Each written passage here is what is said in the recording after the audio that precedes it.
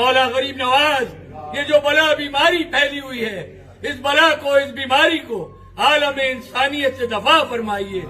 آپ کے غلام کی زبان کی لاج رکھیے، دعا کو قبول فرمائیے.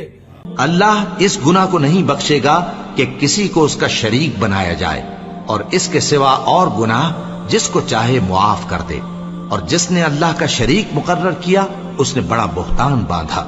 کیا تم نے ان لوگوں کو نہیں دیکھا جو اپنے آپ کو پاکیزہ کہتے ہیں؟ نہیں، بلکہ اللہ ہی جس کو چاہتا ہے پاکیزہ کرتا ہے، اور ان پر دھاگے برابر بھی ظلم نہیں ہوگا. دیکھو یہ اللہ پر کیسا جھوٹ طوفان باندھتے ہیں، اور یہی کھلا گناہ کافی ہے. اور اس شخص سے بڑھ کر کون گمراہ ہو سکتا ہے جو ایسے کو پکارے جو قیامت تک اسے جواب نہ دے سکے، اور ان کو ان کے پکارنے ہی کی خبر نہ ہو. اور جب لوگ جمع کیے جائیں گے تو وہ ان کے دشمن ہو جائیں گے اور ان کی پرستش سے انکار کر دیں گے.